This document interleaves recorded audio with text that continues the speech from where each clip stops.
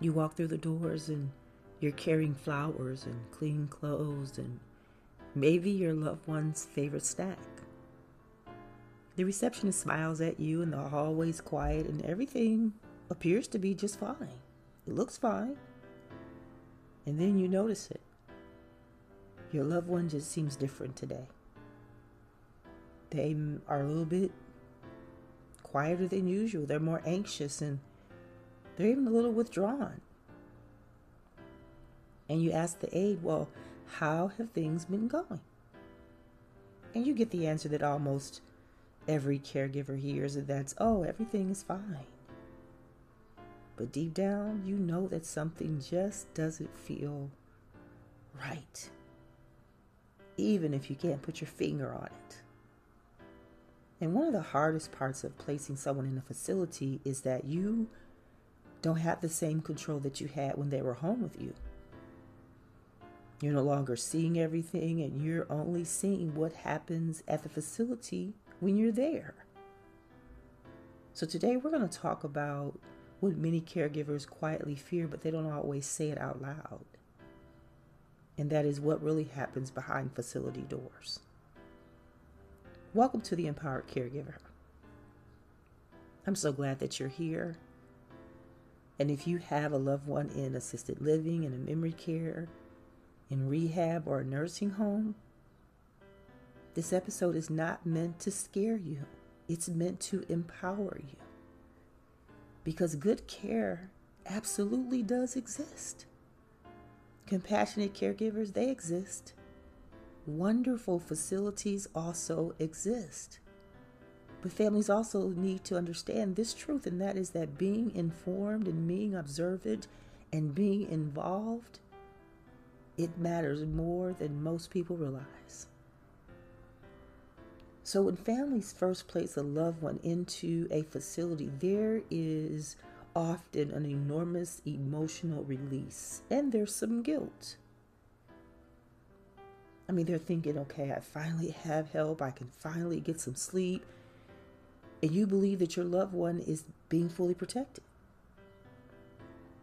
And many caregivers feel guilty for even questioning anything after placement because they don't want to seem difficult or demanding. But this is what I want you to know, and what I need you to know is that advocating does not mean that you're a problem. Being observant doesn't make you paranoid. Asking questions doesn't make you difficult. It just means that you're involved. And involved families often notice things early because before they become serious problems. I mean, there are red flags that families notice. And sometimes it's the small things, and sometimes it's the big things. Like unanswered call lights. Okay. Maybe they miss giving your loved one a shower. Maybe they didn't wash their clothes one day. Maybe their clothes begin to disappear. Maybe there are some emotional changes that come all of a sudden. Maybe the medication is becoming a problem and it's causing confusion. Maybe there are unexplained bruises on your loved one. Maybe there's some isolation, some dehydration, whatever it is. Families can notice when they're involved. And sometimes it's more subtle.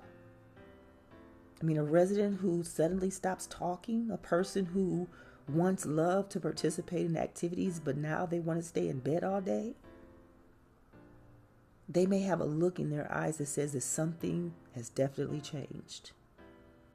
There are just so many things going on. Facilities can be understaffed. Caregivers inside those facilities can be overwhelmed. Shift changes happen. Communication breaks down, and unfortunately, some residents cannot fully communicate what's happening to them. It's kind of like having a baby who's unable to talk yet. And they're trying to tell you why they're crying. They can't explain to you what's really hurting them. And that's why your presence matters, not from fear, but from awareness. And one of the most powerful things that you can do is to become a calm observer. Because when you're calm and you observe, you notice patterns, you notice mood changes, you notice cleanliness, you notice the way that the aides are talking to your loved one, you notice whether your concerns have been addressed. And then trust yourself when something feels off. You don't need to become confrontational to become empowered. Because sometimes the strongest advocate is simply the family member who consistently shows up and asks questions and documents their concerns, and they stay engaged. And believe me, your loved ones still need you. They just need you in a different way.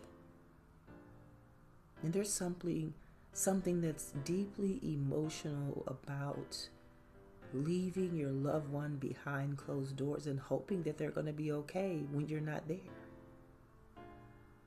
And most caregivers carry that weight silently.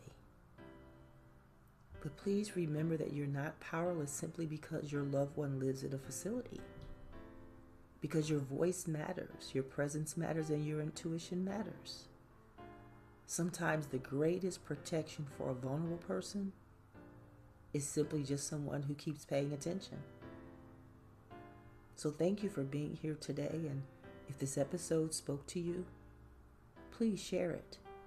Share it with another caregiver who may need encouragement and support. Share it with your family. And if you have not already subscribed to the Empowered Caregiver podcast, please do so.